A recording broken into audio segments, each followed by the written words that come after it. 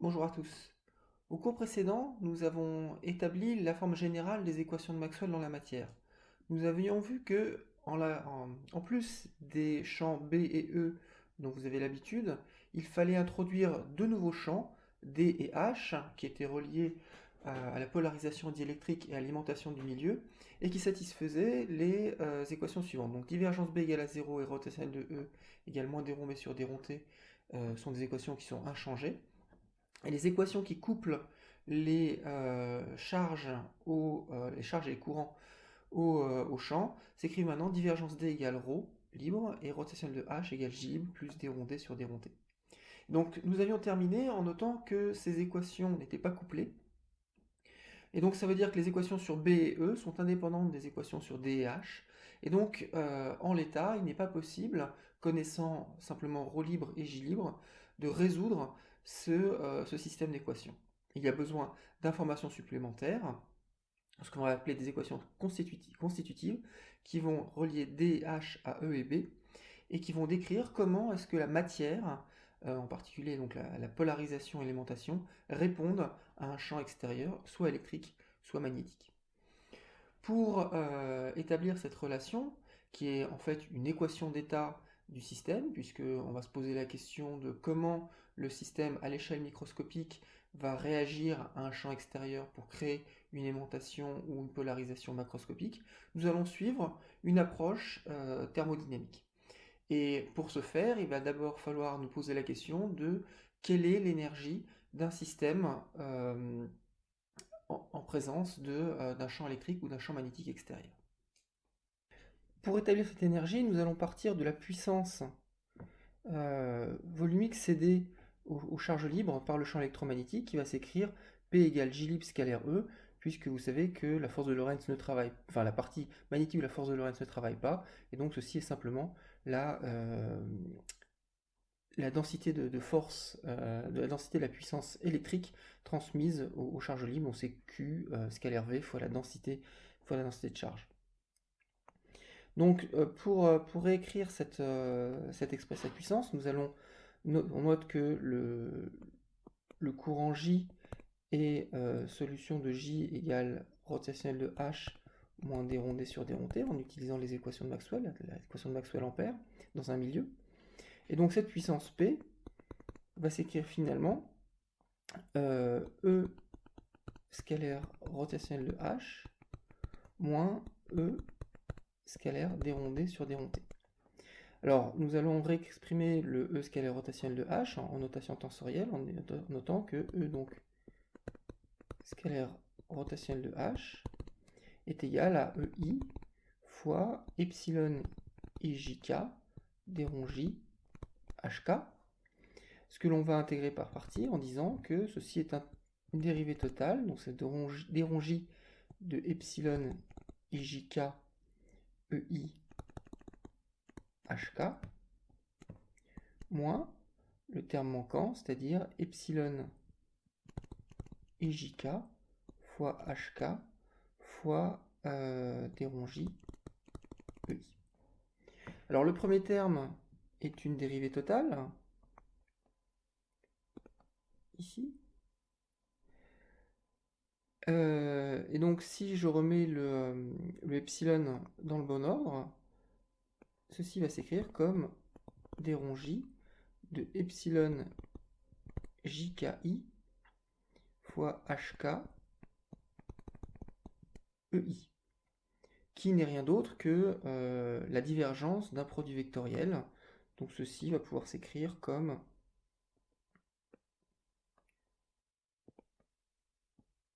la divergence de H vectoriel E. Et donc le terme suivant va s'écrire comme moins HK, et je vois un epsilon JIK fois d rond J EI, qui n'est rien d'autre qu'un rotationnel. Donc si je le mets de nouveau les indices dans le bon ordre, on va avoir un plus epsilon KJI d rond J EI de façon à ici faire apparaître la coordonnée k du rotationnel de E.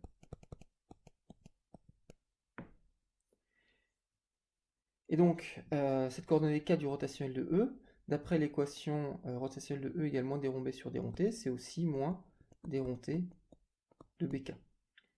Et donc, entre ces deux termes-là, le hk d rond t bk, en fait, on a moins h scalaire d rond tb. Donc, ce que l'on constate, c'est que ces équations peuvent se mettre sous la forme suivante. Donc, moins j scalaire E est égal à E d rond d sur d rond t plus h d rond b sur d rond t plus divergence de E vectoriel h.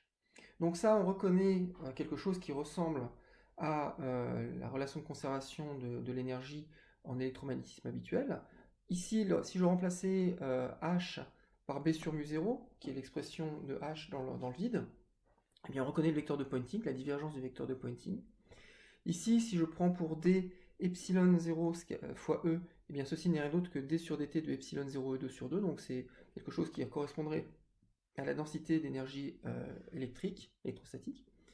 De nouveau, si je prends h égale b sur mu0, ceci deviendrait la dérivée par rapport au temps de b carré sur 2 mu0. Donc ces deux termes-là correspondraient dans le vide à la dérivée par rapport au temps de l'énergie électromagnétique. Évidemment, donc, dans le vide, ceci serait égal à 0 et on retrouverait l'équation de conservation de l'énergie pour le champ électromagnétique dans le vide. Mais évidemment, on sait qu'en présence de charge et de courant, on a un terme source qui s'écrit comme ceci, de façon standard en électromagnétisme. Donc voici la forme générale de l'équation de conservation de l'énergie dans un milieu. Alors, comme à ce stade-là, nous n'avons pas de relation entre D et E ou entre H et B, eh bien, on ne peut pas transformer ces dérivées par rapport au temps en dérivées totales, contrairement à ce qui se passe dans le vide. Alors, si on voulait donner une interprétation un petit peu plus physique de cette relation-là, donc on peut la représenter de la façon suivante.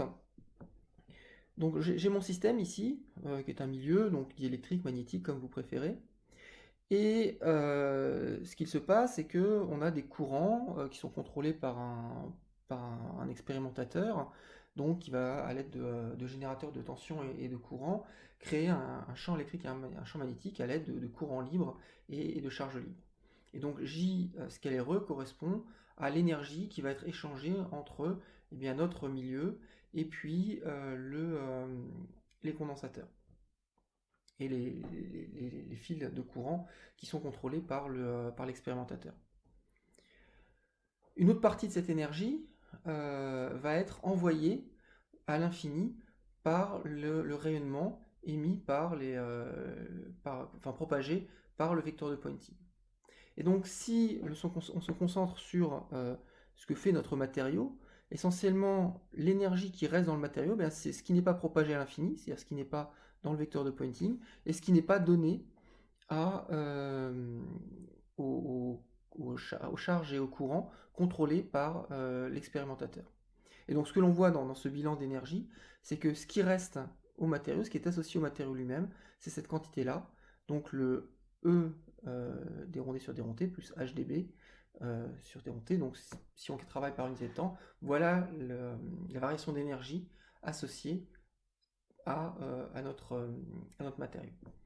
Alors on peut décomposer cette énergie en deux parties en réalité. Il y a une partie qui est associée au champ électromagnétique qui va rester au voisinage du matériau, puisqu'on a vu qu'une fois qu'il y a des polarisations, il y a des champs électriques et des champs magnétiques qui vont être créés par les descriptions de polarisation et d'aimantation. Et puis l'énergie de la matière elle-même. Donc pour faire ces distinctions, eh bien, on va réécrire le D comme epsilon 0 E plus P, le H comme B sur mu0 moins M, et à ce moment-là, on peut faire apparaître deux termes dans DU, l'énergie électromagnétique habituelle, et puis un terme ici, EdP moins MdB, qui correspond à l'énergie qui va être stockée directement dans les dipôles électriques ou magnétiques qui composent le matériau. Donc on remarque que ceci est une dérivée totale, contrairement à cela. Donc Si on fait un bilan d'énergie totale du système, donc nous avons vu les échanges électromagnétiques, on écrit que dU en général c'est delta Q plus le travail mécanique et donc ici plus le travail électromagnétique. Donc de manière générale, si je considère une concentration quasi statique, eh bien je sais que le delta Q va être égal à TdS et puis le travail mécanique, si je suppose que les seuls efforts mécaniques sont dus à la pression extérieure, on pourrait imaginer des situations plus complexes avec des formes plus complexes de, euh, de contraintes extérieures, mécaniques extérieures.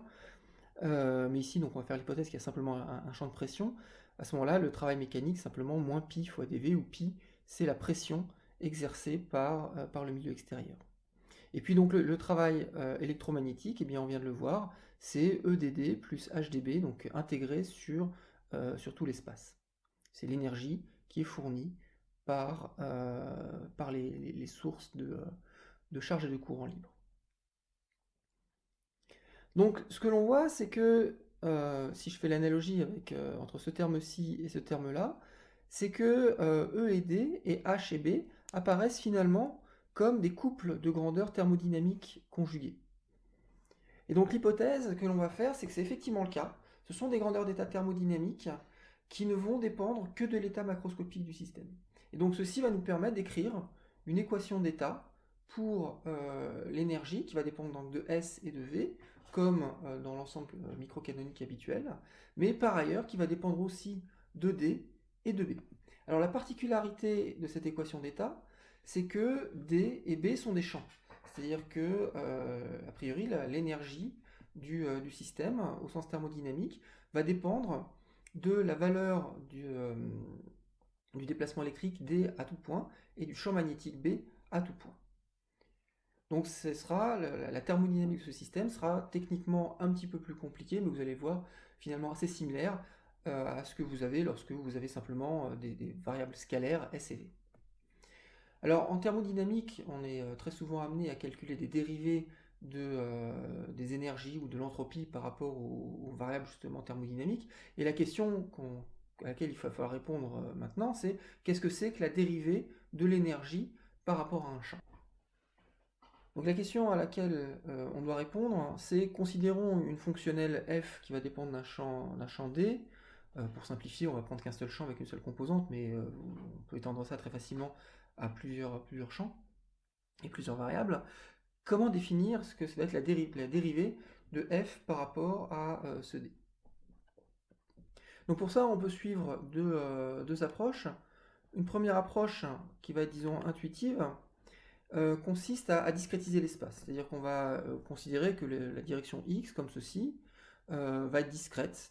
C'est-à-dire que les positions ne peuvent prendre que des nombres entiers de fois un pas petit a.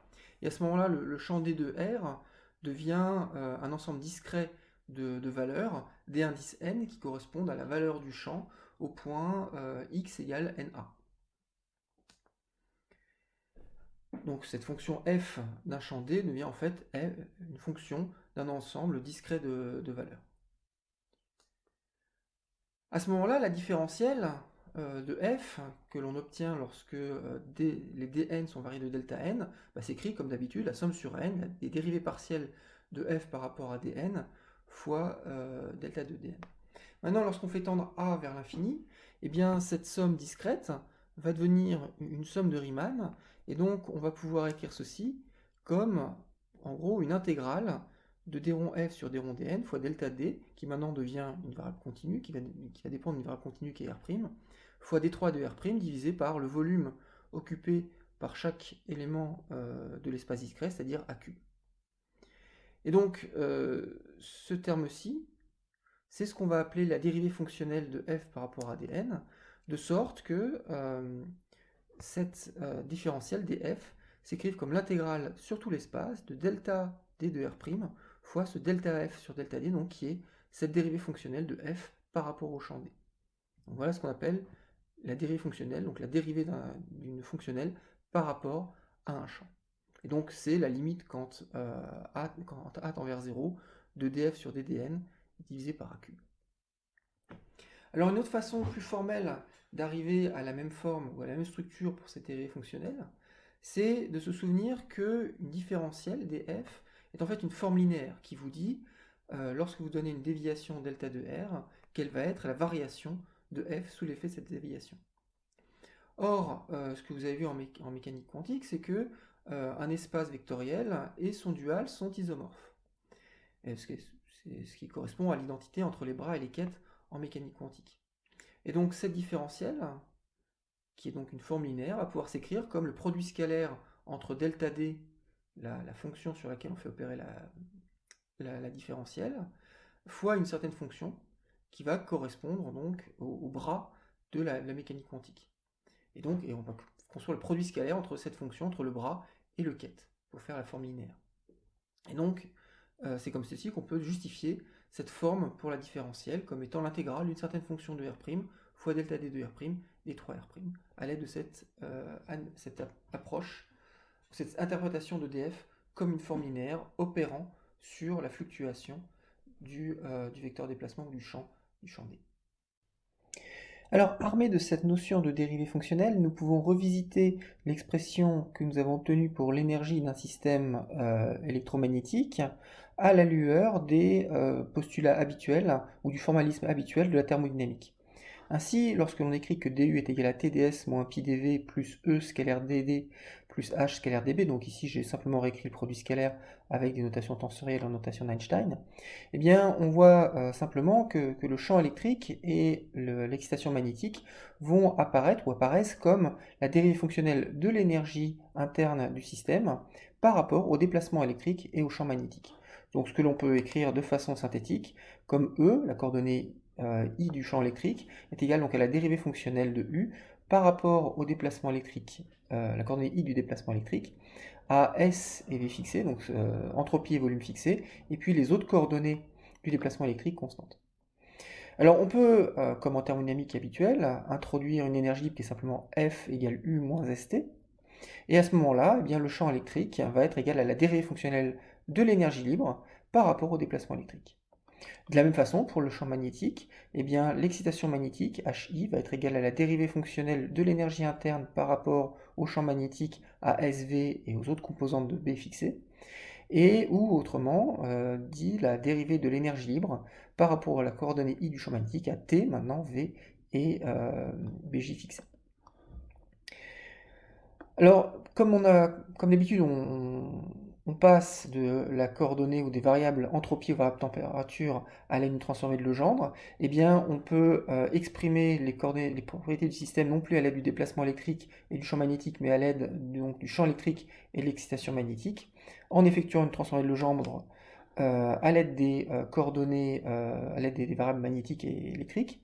Donc on va définir un potentiel de Gibbs G qui est égal à F plus pi donc ça pour passer d'une variable qui serait le volume à la variable qui est la pression, comme dans l'enthalpie libre habituelle, mais on va soustraire donc moins l'intégrale de d scalaire E plus b scalaire H.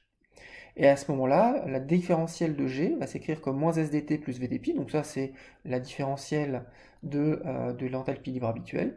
Et simplement ici, pour ce qui est des variables électriques et magnétiques, on va avoir un moins D scalaire DE plus B scalaire DH. Et donc dans ces nouvelles variables, eh bien, le déplacement électrique va être moins la dérivée du potentiel de Gibbs par rapport au champ électrique, et le champ magnétique va être égal à moins la dérivée du potentiel de Gibbs par rapport à l'excitation magnétique. Alors, avant de donner des exemples plus précis de tels systèmes, je voudrais déjà vous montrer comment est-ce que l'utilisation des relations thermodynamiques va nous permettre d'élucider un phénomène physique qui est la piézoélectricité. Alors la piézoélectricité, c'est un phénomène qui a été découvert par Pierre Curie dans les années 1880, en tout cas étudié par Pierre Curie dans les années 1880. Et les matériaux piézoélectriques, comme le quartz, sont des matériaux qui vont se polariser sous l'effet d'une déformation. C'est-à-dire quand on va les appuyer, les comprimer, eh bien, il va apparaître une polarisation électrique, c'est-à-dire un vecteur P. Et ce qui est remarquable, c'est qu'il y a le phénomène inverse, c'est-à-dire que si on impose maintenant un champ électrique à ce matériau piézoélectrique, eh bien ce matériau va se déformer. Et donc, je voudrais vous montrer comment est-ce que les relations thermodynamiques que l'on vient d'écrire nous permettent d'expliciter cette réciprocité entre la polarisation qui apparaît sous l'effet d'une déformation et la déformation qui apparaît sous l'effet d'une excitation électrique. Donc, si l'on s'intéresse au premier effet, c'est-à-dire la déformation du matériau sous l'effet d'un champ extérieur, en fait, ce à quoi on s'intéresse, c'est la dérivée du volume par rapport au champ électrique que l'on va imposer depuis l'extérieur.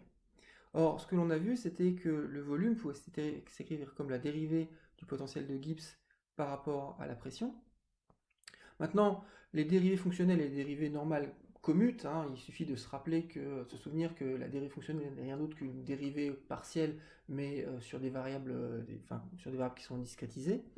Et donc on peut intervertir les dérivées fonctionnelles et les dérivées normales, et donc dire que ça c'est delta G sur delta EI fois dérivé par rapport à pi. Or, delta G sur delta EI, on a dit que c'était moins les déplacements électriques. Le déplacement électrique, si vous vous souvenez, c'est epsilon 0 EI, c'est epsilon 0 E plus P. Donc la dérivée de E par rapport à E, ça va faire E, et quand je vais dériver par rapport à pi, ça va disparaître, cette constante va disparaître. Et il va donc plus rester que la composante de polarisation, moins des ronds PI sur des ronds pi. Donc ce que l'on voit, c'est que finalement, au signe près, la dérivée de V par rapport, la dérivée du volume par rapport au champ électrique imposé par l'extérieur n'est rien d'autre que la dérivée de la polarisation par rapport à la pression que l'on a imposée depuis l'extérieur. Donc si, lorsque l'on impose une pression de l'extérieur, le système se polarise, cela veut dire que lorsqu'on va imposer un champ électrique de l'extérieur, eh bien son volume va se modifier et les constantes de réponse au signe près vont être identiques. Donc ces matériaux piézoélectriques ont une importance pratique considérable. On les retrouve dans un grand nombre de systèmes. Par exemple, on peut les utiliser comme capteurs de pression, capteurs de force, par ce point de vue-ci. C'est-à-dire quand on va poser une pression, on va créer une polarisation électrique et donc on va créer des charges de surface, par exemple, comme on l'a vu, hein, un milieu polarisé électriquement va développer des charges de surface. Et donc en mesurant ces charges de surface et en mesurant les différences de potentiel créées par ces charges de surface, on va avoir accès à la pression qui est exercée sur le matériau piézoélectrique. On peut à l'inverse créer des micro-actionneurs, c'est-à-dire en les mettant sous tension, eh bien, ils vont se contracter ou se dilater, ce qui va permettre de déplacer sur des petites distances, très petites distances, de l'ordre de quelques nanomètres, quelques dizaines de nanomètres, des objets, par exemple des miroirs dans des interféromètres. Et on peut utiliser justement le couplage entre ces propriétés électriques et mécaniques pour réaliser des résonateurs. Donc par exemple les oscillateurs à quartz que l'on trouve dans les montres utilisent ces propriétés des piézoélectriques.